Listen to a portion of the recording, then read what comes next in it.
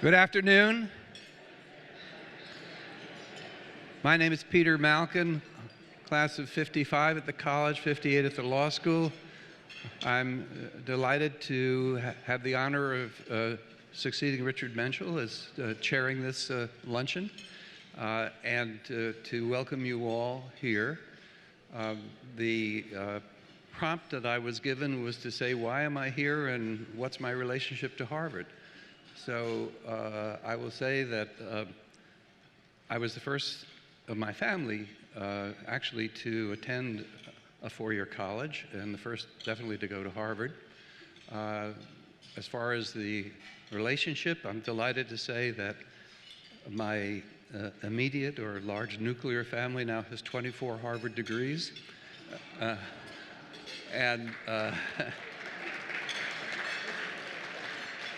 So that includes 4 granddaughters who went to the college and the B school, and one who went to the college and at Yale Law School. And so we're an equal grandparent-employer. This is a special lunch to thank people for what they have done and hopefully for what they will do. And it relates to planned giving, but it is about giving in general. So I just would like to welcome you all. Thank you very much for the silence, and we'll have a lovely lunch, and then we will resume at about 1 o'clock. Thank you.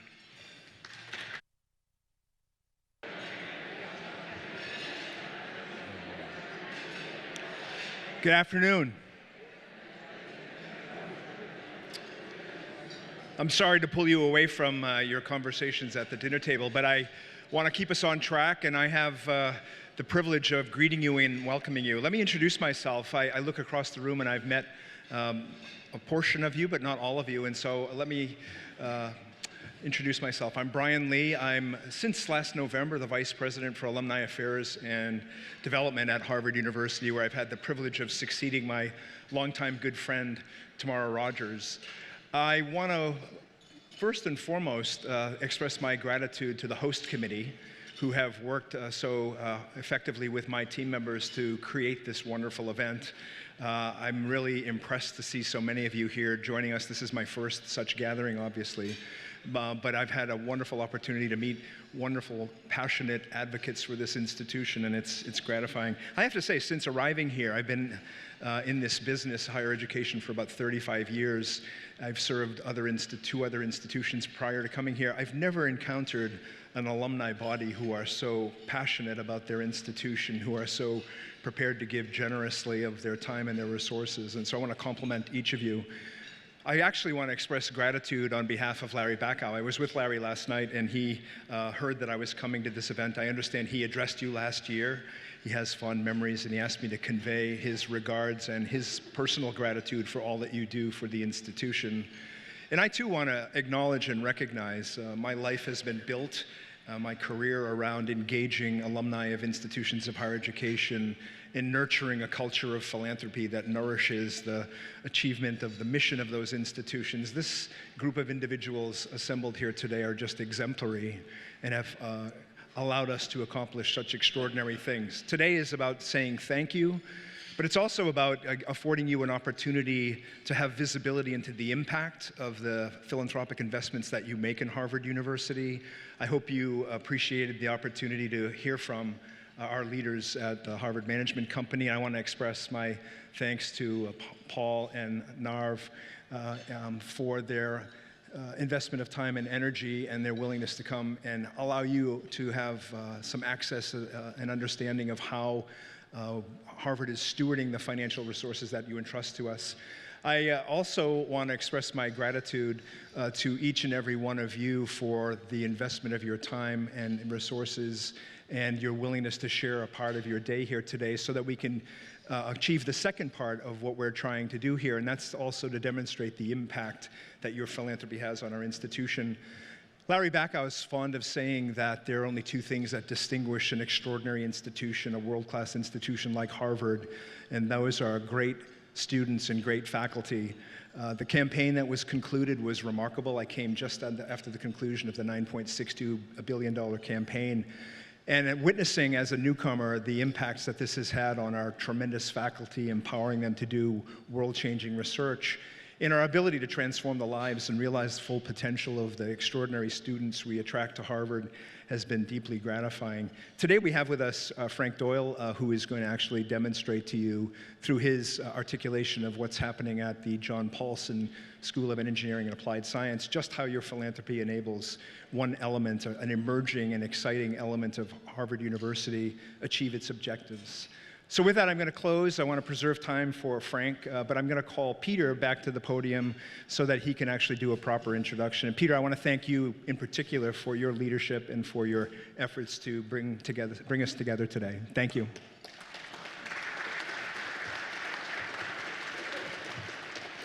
It's my honor to be introducing Frank Doyle, who in 2015 became the dean of the John Paulson School of Engineering, coming from California.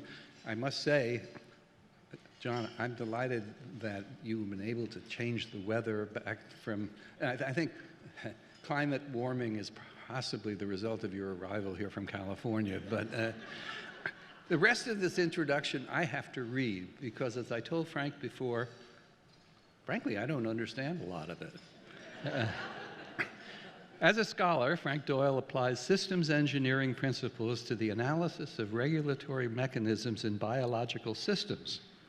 His work includes design of drug delivery devices for diabetes, modeling, analysis, and control of gene regulatory networks underlying circadian rhythm, and computational analysis for developing diagnostics for post-traumatic stress disorder.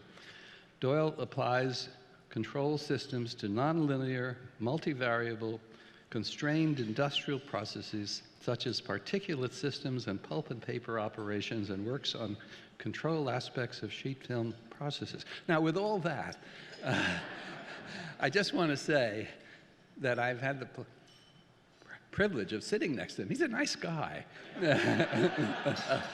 And from what I've heard from Pub Winokur, who has worked with him at the engineering school, he's doing a terrific job. So with that, Frank, welcome.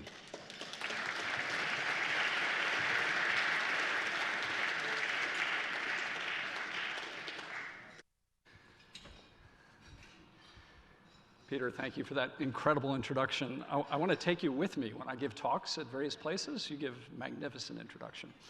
Well, it's a real privilege to be here before all of you and recognize and thank you again, much as Brian did, and on behalf of Larry, for the generosity and support that you bring to make Harvard the thriving place that it is. I'm going to give you a snapshot of one of the places on the campus, a place very near and dear to me, the School of Engineering and Applied Sciences, where your investments are really yielding amazing dividends. So let me start first by sharing with you, as I do in all of my briefings these days, our mission, because we spent a lot of time working on this when I first arrived at Harvard to come up with the right language to convey what we do that is distinct from our many peers in the field.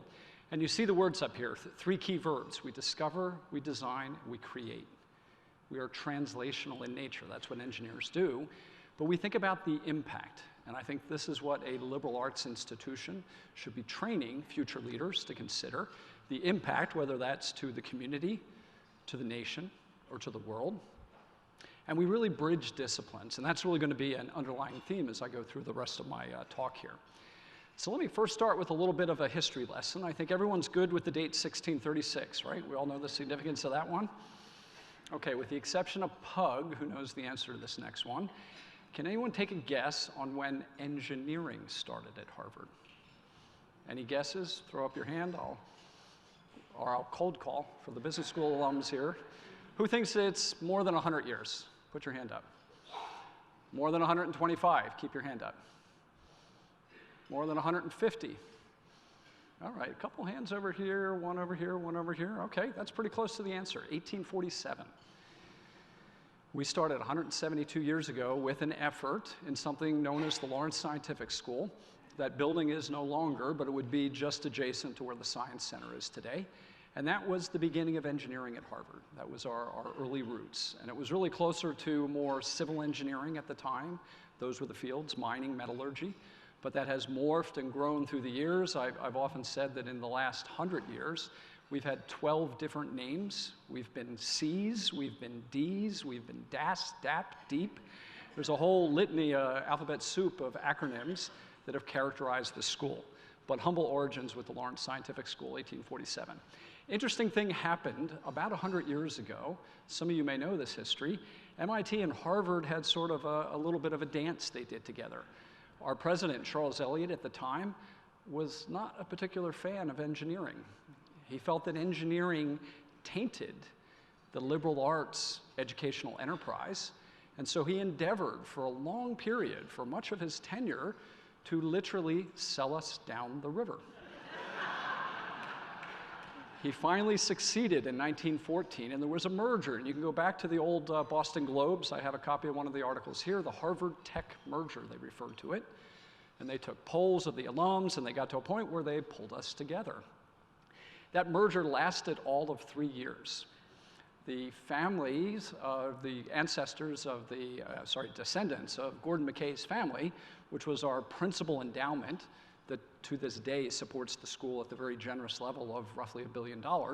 But that principal endowment had been created to train engineers broadly. And the judge decided that the MIT model was more deep and narrow, with apologies to the MIT alums in the room here. Very different from the Harvard strategy. So in 1917, we dissolved the partnership. We remain close and have collaborated through the years, but we are no longer formally cast as partners. Let me jump almost 100 years later, 2007, we graduated to becoming a school at Harvard. We had been a division, really a glorified department in the FAS, following the long legacy from the Lawrence Scientific School. But in 2007, Dean Venke had the vision to promote the school to be on par with the other professional schools at Harvard, with one important distinction. We were a pseudo-professional school with undergraduates. Right, as you'll recognize, none of the other professional schools have an undergraduate cohort. We remained in the college. My faculty remain in the FAS. Our graduate students remain in the GSAS. So it's really a hybrid model. We are, yes, a capital S school, but we're embedded within the FAS for the faculty and the students. So we joined the august group of the other schools around Harvard in 2007. And of course, a really exciting thing happened in 2015. About 2 weeks after I accepted my offer to join Harvard as the next dean, they announced this magnificent gift from John Paulson to name the school and endow the deanship. And we are now the John A. Paulson Harvard School of Engineering and Applied Sciences, and very proud of that fact. And John has been a terrific partner working closely with me and with the school as we have grown over the 4 years since he made this incredible investment in our program. So over the course of roughly those 12 years since we became a school, the story has been one of growth. And I'm going to show you a couple charts. You don't have to worry about scrutinizing the numbers on the axes. Just look at the trends. The trends are all the same. We are growing incredibly. For many of you who have tracked what's been going on in the college, you may think back to the time when engineering was a tiny, tiny sliver of the college community. Today, we're 21%. 1 in 5 kids walking at commencement is getting an engineering or applied science degree. The largest part of that, probably no surprise to many of you in the room, is computer science. Also quite significant is the applied math cohort. So today in the college, the #1 concentration, anybody want to guess? Econ. I heard econ over here. Econ's #1, computer science is #2. #3 is government. #4 is applied math. #5 is psychology. So we've got 2 of the top 5 concentrations, excuse me, owing to this remarkable growth over the past 12 years. If you look at the enrollments in courses, this reflects not only our growing student numbers, but the service we're providing across the university. Just up until this year, CS50, Intro to Programming, was the biggest class on the campus, 800 students. We had just eclipsed EC10. EC10 was riding at about 750. This year, there's a new kid on the block, the Technology and Ethics course taught by Sandel and Melton. The last number I heard was pretty close to 900 students are taking that course in technology and ethics. And by the way, they're crossing the bridge into Alston to take the class in the business school. And that's sort of an indicator of things to come. Okay, another snapshot on trends. Our graduate student numbers have likewise grown, not quite as dramatically, nearly doubling over that period. What's interesting here is we've introduced a number of new degrees, and I'm going to dig in and tell you a little bit about the new masters that we've started. But we keep very healthy programs in applied physics, engineering science, and the computer science piece is gradually growing over time. Graduate student enrollments typically track the faculty in a ratio of about 5-to-1, so this really is reflecting the faculty demographic. So I'm going to now paint for you a picture of how I see the role of Cs, but it's really not just how I see this, but I'm going to borrow the words of our current president as well as our past president. When Drew Faust launched us as a school in 2007, the words she used to describe engineers were that we were bridge builders. Now, we don't do civil engineering, so we don't literally train future bridge builders. Back in 1847, we did. But what she meant is we were connectors. We were integrators. We could link other parts of the campus. Larry Bacow has used the expression that engineering is the connective tissue of Harvard, once again signifying the important role in linking and connecting other parts of the university, truly achieving the one Harvard vision that we're all familiar with, that Drew Faust led us. So if I build out this picture, what I mean by this icon that I'm showing here, that is engineering in the center. I don't mean to convey we're the center of the universe, but we are a linking agent. We're a networking agent. So these are the fields that we practice at Harvard. We actually don't have departments, and that's an important distinction and part of what I would say is the secret sauce at Harvard. We don't build boundaries. We don't build silos. We award degrees in things that sound like departments, electrical engineering, bioengineering, computer science, but we're a single integrated faculty. We vote as a single integrated faculty. We conduct our business, our teaching, our research that way. If I build out the diagram, what you see in the outermost ring, these gray circles, I would call these the problems of the day, the grand challenges, the societal challenges that we're grappling with, be it climate systems or energy, global health, design engineering, water and resource management. Those are the big problems that we need to tackle. And with all due respect, there's no single discipline that can take on that task. There's no single field of endeavor that can single-handedly solve the climate systems problem. It requires a multidisciplinary approach. It requires pulling pieces together, much like you see in the yellow circles, which are the various institutes and the other professional schools at Harvard, the hospitals, the broader ecosystem that we work with as an integrator, as a connector, as a collaborator, to pull together the teams that need to work on the big problems that we've got in the outer circle there. So that's part of the magic of the role, the unique place we find ourselves in at Harvard. We do this not only in our research endeavors, but we have endeavored in particular since I became dean to make our educational initiatives tap those strengths. And to that point, every new degree that we've started under my deanship, 3 master's programs, have all been joint with other schools. We're not building these in the silo of engineering, but we started with a degree that was joint with the Graduate School of Design, a brand new degree called the Masters of Design Engineering. We've already graduated a cohort. We have our second cohort graduating this spring. That's a marvelous partnership. We have 2 other degrees, which are now in their second year. They're both 2-year masters, which means these are the first graduating cohorts coming out this spring. The first is with the business school. That's a joint MS and MBA awarded jointly. It's both degrees, much like many of the other joint programs with the business school. This one, you're going to get both of those degrees in 2 years. Think about that for a minute. Those of you that have MBAs in the audience, typically the MBA alone is a 2-year experience. We exploited some remarkable efficiencies and synergies between the program. We compressed a little bit into the summer and the J term, and we achieved a curriculum that we believe is truly visionary, that achieves this intersection between technology and management. So that first cohort, which is an amazing group of kids, will graduate this spring. The other joint degree that's also in its second year is the Data Science Masters. When we launched this program 2 years ago, this was nearly as competitive as admission to the college. There was a huge demand for this graduate program in data science. And we kept it to a modest size. We're only admitting about 30 students a year in the program because we want to keep the quality extraordinarily high. We want these students to be as good, equal to the quality of our undergraduates, the quality of our PhD students. So that requires a more focused approach to the cohort. And these are going to be very high demand students. I can tell you from day one, when these students enrolled at the beginning of their 2-year study, companies were already trying to recruit them.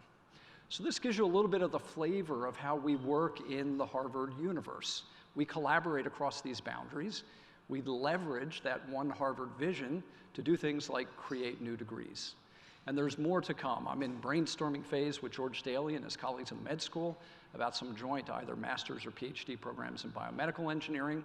We've been talking to the law school. We've got a couple of other ideas, but we've got 3 concrete degrees that we've started just in the last 4 years. This just gives you the dates for those. So 16 was the design engineering, and as I said, in 2018, we launched these other 2. Another thing that we began to dip our toe into the water of is executive education. Perhaps surprising to some of you that in the engineering school at Harvard, we've never done executive education.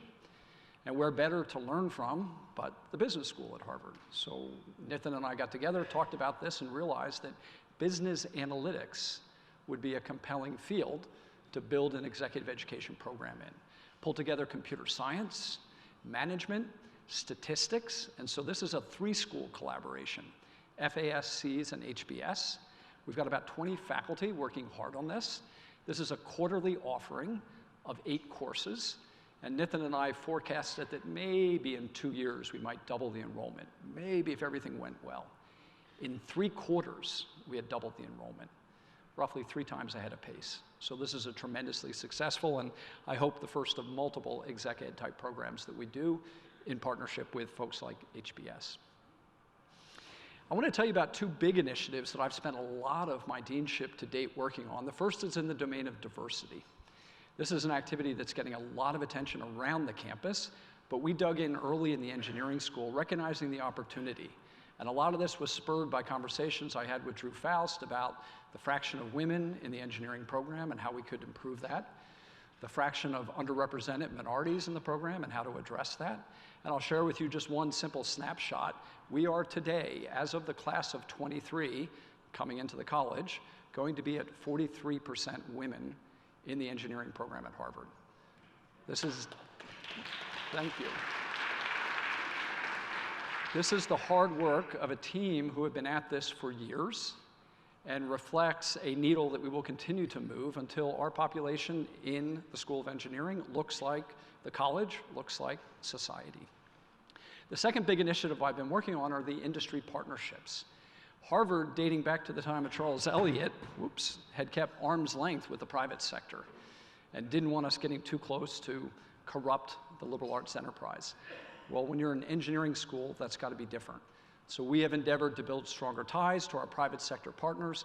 This is probably the healthiest part of our revenue stream right now is the sponsored research that's coming in from these companies. And it gives us remarkable opportunities for our undergraduates, whether it's internships in the summer or eventual employment after they graduate.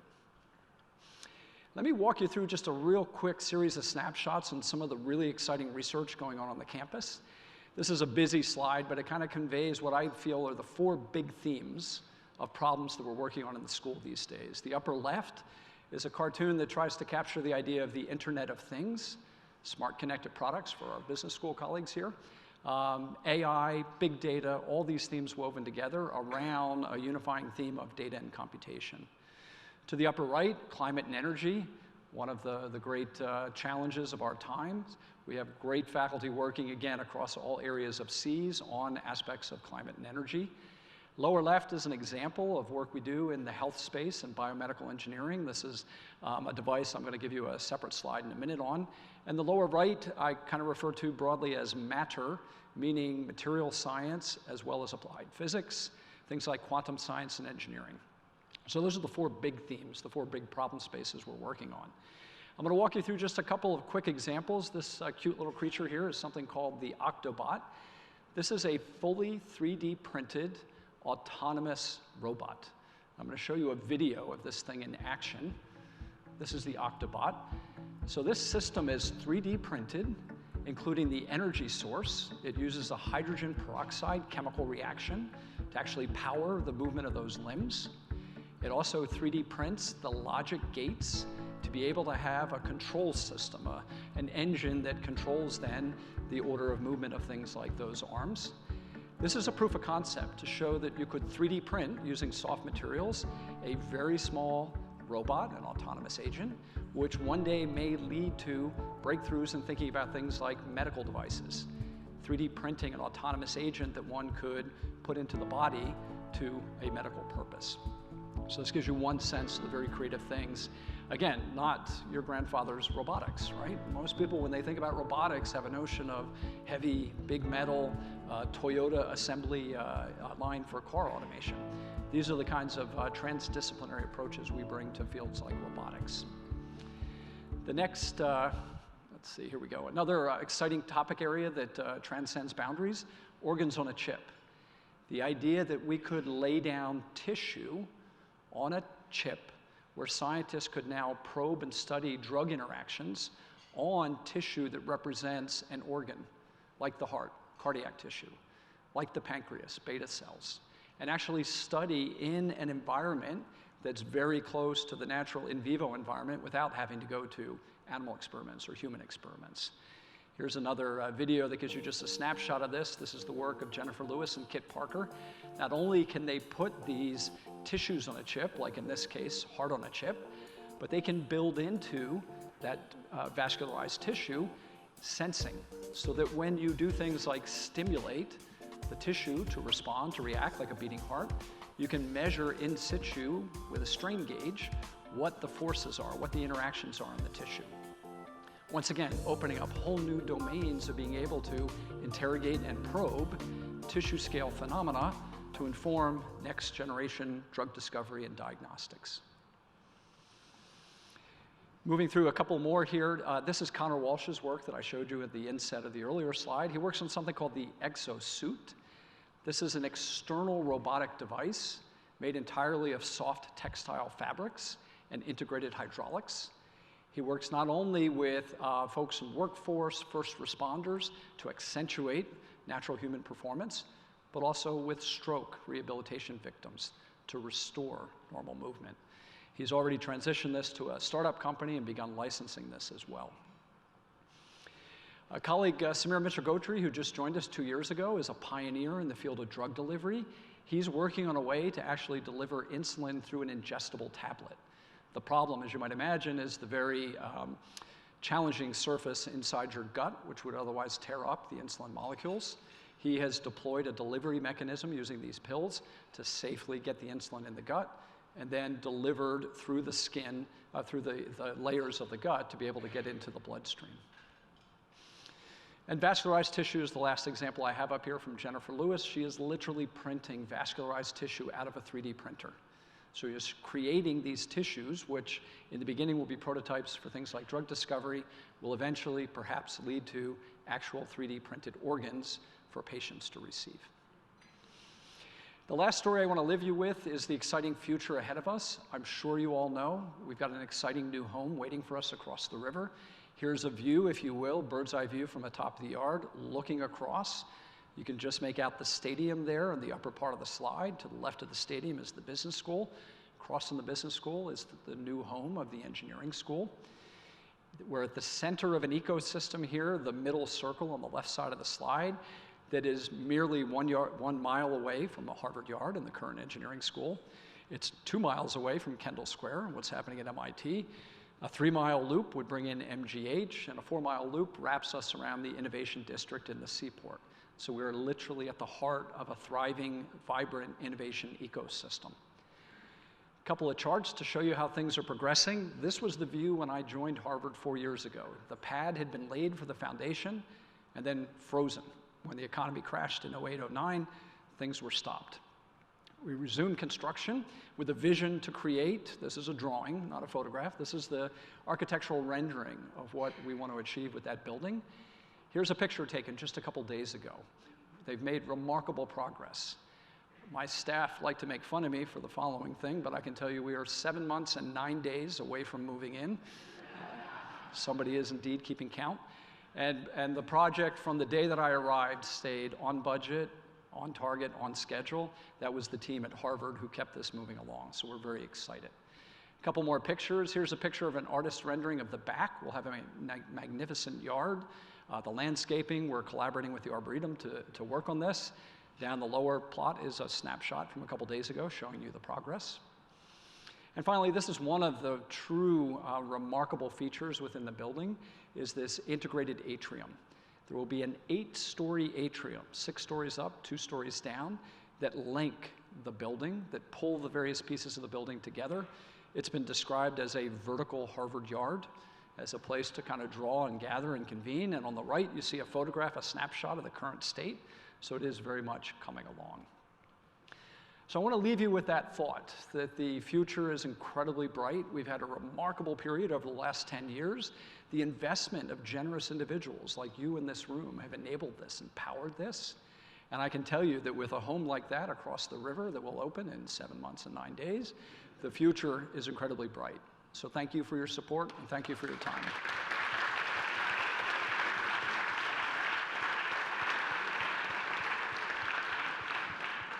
We have left some time for Q&A, and we've got a couple mic runners. So if you raise your hand, I'll call on you, but wait for a mic. I'll start here and then over here.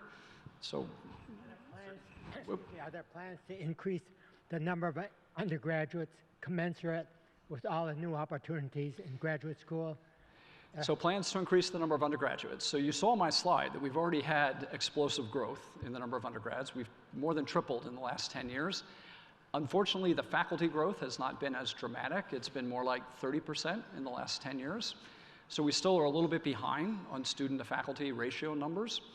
I like to believe that there's an equilibrium that we're going to land in with our student numbers, and I don't think it is very much further north of our 21%.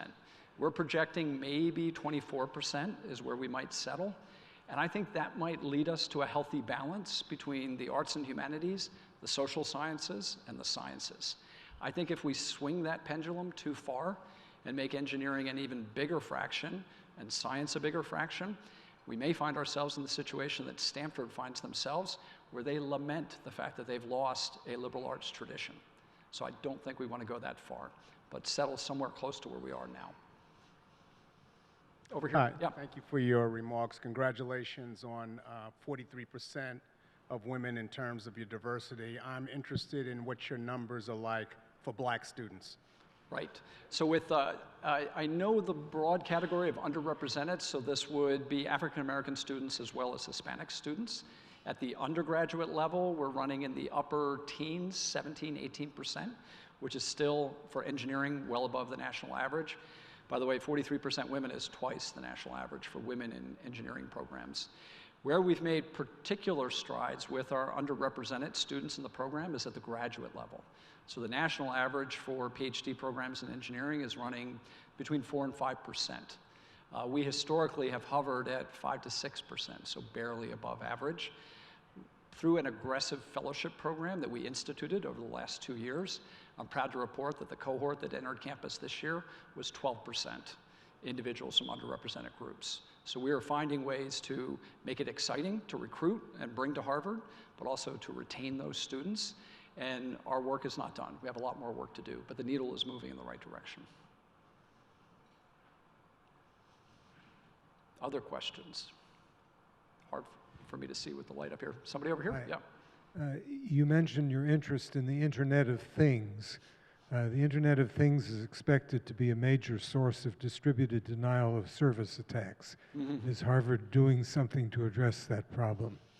Yeah, so certainly cybersecurity is one of the big themes that we've got in our computer science program.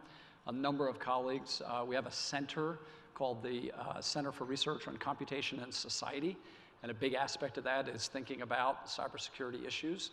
It's a place where, once again, we've leveraged the power of Harvard to pull together colleagues from both the Kennedy School and the law school, who likewise have their reciprocal interest in cybersecurity. So we've got a great partnership with faculty, in fact, jointly appointed across both of those programs, who are deeply concerned and working on problems of cybersecurity. Up in the front here. Wait for a microphone, maybe. I can hear you, but I want everybody to hear you. Hi. I was out in San Francisco a couple weeks ago, and I was chatting with someone who's also a Harvard alum, and he said that he'd brought up a few times sort of Harvard's presence in San Francisco and in the Valley, and he was surprised, I guess, that Harvard didn't have more of a presence there. And I would think for you, this is like a particular question, and when you think about recruiting students, many of whom may want jobs in the Valley, like, do you think about that? Is that an issue, not having a physical presence there? Is it something you're interested in building out? What's your relationship with companies in the Valley? You know, all that. Yeah, great questions. I get out to the West Coast 2 or 3 times a year because we do have an amazing alumni base out there, as you might imagine. Silicon Valley is a big draw. Seattle's another big draw. So those 2 cities are on my sort of frequent flyer trajectory out there quite often. And very often we have these conversations about how can we strengthen and bridge, because they've got the shadow of Palo Alto right there. Many of the Harvard alums are serving on advisory boards to Stanford students or Stanford programs. So we've been brainstorming ways to better connect our students. So through internship programs, through alumni networks that can provide some counseling and advising to our students, as well as for our faculty to be more of a presence out there. So I want to have us out there more in the physical side is going to take some time to think about whether we can invest and resource a physical presence. But I want to leverage other physical presences that are out there from Harvard. For example, the business school has a presence out there. The business school is a deep intellectual partner for us on the campus, soon to be our neighbor. So when I brought a cohort out to visit last year, I met with the business school alumni group in the Bay Area. They invited the engineering alums in the Bay Area free membership in their alumni organization to begin to build those kind of partnerships. So we're trying to be very creative about strengthening the ties and not having people feel like they're forgotten on the West Coast because they're 2,500 miles away from us. Yeah, a big concern of mine. Thank you.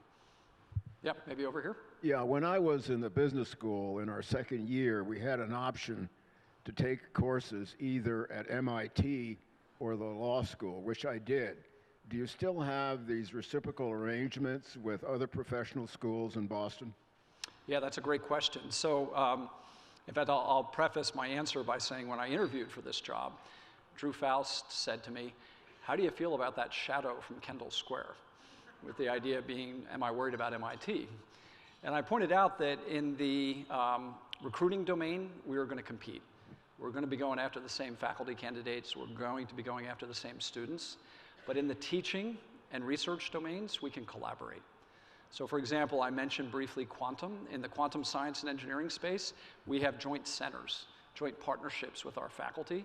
The 2 schools are working very closely together. In the educational domain, same story. We do still have reciprocity with our course catalogs. So students at Harvard can take courses at MIT and vice versa. They can count. They have to petition for the credit to count towards their concentration, graduation requirements, but that's often very simple and easy to arrange. Honestly, it's one of my concerns as we move to Alston, that we make sure that we still have a very convenient thoroughfare between the campus in Alston and the Kendall Square arena without having to go back through the square. So I'm working on buses to make sure our students can still continue to take great advantage of our sister institution. Questions from this side of the room? Nobody's asking over here. Again, I can cold call. No questions over here? One over here. Here we go. Oh, sorry. Thank you. Yes. With the increase in the number of students in the School of Engineering and Applied Sciences who are also taking courses in the business school, do you anticipate or have there been any discussions about expanding the program of the business school to include undergraduates, an undergraduate program like Wharton's? Yeah, thank you for asking that. I ran out of time, I would have mentioned that. So historically, it's been very difficult for students in the college to take business school classes. In fact, many alums tell me that their experience was there's a petition process, but it's well known that all petitions are denied. I don't know how accurate that is, but it seems, I mean, for those of you who are business school alums or business savvy, there's an opportunity cost issue, right? That if Nathan Noria, the dean of the business school, gives up seats, he's not collecting MBA tuition to fill those seats. We have cracked that nut. We've figured out how to solve that problem. So we are launching this year a technology fellows program out of the college, which is for students who are interested in technology, broadly stated. When we originally crafted this, we had in mind maybe this would just be engineers. And I was convinced by a number of people that no, the artists, the psychologists, certainly the scientists, the economists, all have interest in technology. So we've thrown this program wide open to anyone in the college. The inaugural cohort is 15 students, so we're starting with a pilot. And those students will be able to take 2 courses in the business school that count towards their graduation requirements. They'll be embedded within the MBA program for the seminar series and working closely with our joint MS-MBA students. And I have heard apprehension, again, apologies to the business school alums here. I've heard apprehension from within the business school that our undergraduates are going to challenge those students pretty good when we bring them across. That's great, terrific, but it is the beginning of us building a stronger bridge between the college and the business school, and we want to do more of that. I'm getting the cue that we're out of time. Was there someone over here, though? I think someone over here had a question. We'll take one last question. Thank you. My work is essentially turning executives into leaders, and I'm very interested in how people take knowledge and direct it to a public impact. So I have 2 questions. One is, what's going on with engineering and applied science in terms of bridging to the public and education about what is technology up to? I mean, it's going at light speed. Most of us aren't at light speed, and so we're impacted by the effects of it. And then the second is, you know, we have this concern for infrastructure in the United States. To actually move the expertise to producing the results takes leadership. What's being done in the school regarding training engineers or applied scientists to think like leaders to get things done in the world? So there are 2 questions. 1, how do we educate the public? And 2, how do we actually get things done? Right. So let me take the second one first. And I think that relates to the answer to the last question, is by the closer ties we've forged with the business school, we're able to bring our students across and expose them to some of the courses in leadership, the programs in leadership, the colloquia in leadership that our business school colleagues are promoting and leading. And remember, in 7 months and 9 days, we're going to be across the street from the business school, which means our kids will just literally be crossing the street to be able to access that curriculum, that expertise, things like the Rock Center for Entrepreneurship in the business school. So I'm fully confident we're going to solve the second part of your problem. The first part, I'm also energized by the fact that we began a really exciting new program this year, which we've entitled Embedded Ethics. And the idea is the following. We want our future technology leaders to be thinking about consequence, be thinking about impact, be thinking about the ethical considerations of big data, AI, facial recognition, data privacy, all these questions. So we've taken a very one Harvard approach to this and pulled the philosophy department across to work with the computer science folks to create a curriculum, not one course, not one lecture, but an infused program across 22 courses, the full curriculum of modules in case studies in ethical reasoning, thinking about consequence. And I think we've become a national benchmark. Many other schools are looking at us now as a model or a vision for the way to bring that kind of consideration, that kind of thinking, into the hands of the folks who are developing technology. So once again, I think Harvard's out in front. You bet.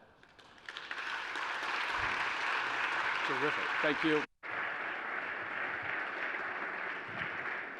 I was thinking as we were sitting here how unlikely it would have been to have a meeting like this with someone from the School of Engineering as the speaker.